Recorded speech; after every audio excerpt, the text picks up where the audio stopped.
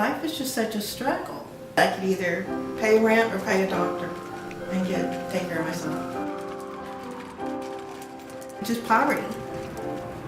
And struggling and working and trying to find a job and trying to pay the rent. So I went into homelessness. It was starvation, it was struggle, it was violence. It's amazing I survived.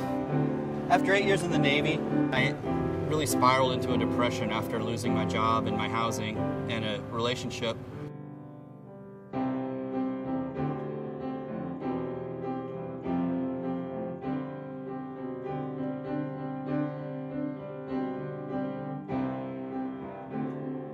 We provide supportive housing to men and women who are coming to us from homelessness, generally long-term homelessness, some who have never had a permanent home before. We know that 90% of those folks are struggling with physical and mental disabilities and chemical dependency. They have physical issues that have gone untreated for years, like diabetes and hypertension.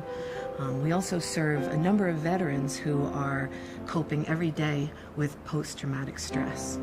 I had suffered a few head injuries in the military, and there are some other factors, some experiences that contribute to like a depression, and I didn't really have a strong support system. The waking and the sleeping is the biggest thing for me, especially with going through PTSD and not getting right counseling because I didn't know what was going on for it, you know.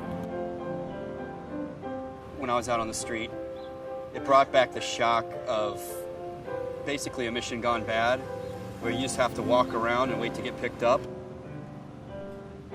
Coming from a community of tight people who always have each other's back, and now all of a sudden nobody is there, and I didn't know who to reach out for. And when I did finally reach out to somebody, I think it was way too late. I couldn't get a stable place to live or a stable job at the same time. Those two together would have been great, because then I could, start to save money. Look at Maslow's hierarchy of needs. What's the first thing? Is food and shelter. It's dumb to plan past that if you don't have food and shelter. When I get up in the morning, I have running water to use, I have warm food to eat, I have clean clothes to put on. When I go to bed at night, I have a warm, cozy blanket to pull over me, and I have a roof over my head. And I'm very assured that I'm not going to be harmed in the middle of the night, I'm not going to be attacked, and my possessions aren't going to be stolen. Homeless people have none of those things, none of them at all. And so they're dealing with a lack of all those resources on top of having a chemical addiction or a mental illness or physical issues that no one is there to help them with. Over the years, I've developed a mental map of all the places in the city with places to hide from the guys that beat up people who are sleeping on the streets. Places where the hot vents blow hot air up. So if it's cold or rainy, I know I can crash there. Back when I was homeless, I would have to walk all night long to stay awake because I was afraid to sleep at night.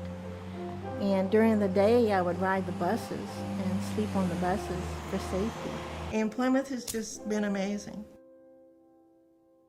They've given me a home I never thought I would have. Among the many services that we offer to tenants in supportive housing is chemical and addiction counseling and supporting people in recovery. We also partner with other agencies in the community, such as the Recovery Cafe, and that's a place where our tenants or anyone in the community who chooses recovery can go. It's a safe place to be with a community who's also working really hard to stay free of drugs and alcohol. Coming to the cafe is the only place where I've had more than 30 days of sobriety, was the support system here. I help out in the kitchen in the mornings. I was on, one of those walkers. And Plymouth has just been amazing. As soon as I got on food regularly, I didn't need the walker. Everybody's got a different story. Having been homeless, it took me a year or two being here to really feel that I was going to be here. And I think the fact that we have these counselors that we can go to and talk to people, we get better in that. We're not as afraid, we're not as angry, We're feeding ourselves, we're not as sick. I've never met a person who actually chose to be homeless and wanted to remain homeless. They need the secure setting of a home with people who are on site to provide supportive services in order to improve their lives. So the housing piece has to come first, and then the life improvement really comes along after there's a feeling of trust and security that this is home. And this isn't an insurmountable problem. There are a finite number of people who are homeless, and if we see this with a sense of urgency and a sense of compassion and love and put our brains to it, we can end this. Plymouth Housing Group helps people adjust to society. They've given me a home I never thought I would have. I never, ever, ever thought I thought I would be living on the streets forever. And here I am, I have a home. And it's amazing. And I see this happening with other people around me. And I see other people around me getting better. And I've slowly gotten better. There's no way I could have done this 5 years ago and talked to you like this. Social services work. It takes a while, but it works. I'm very happy to be here and help other people here. I mean, to me, it's a miracle.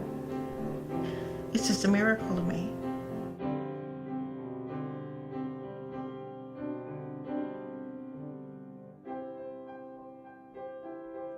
Well, above all, the experience has been very humbling for me. I meet a lot of vets in the shelter.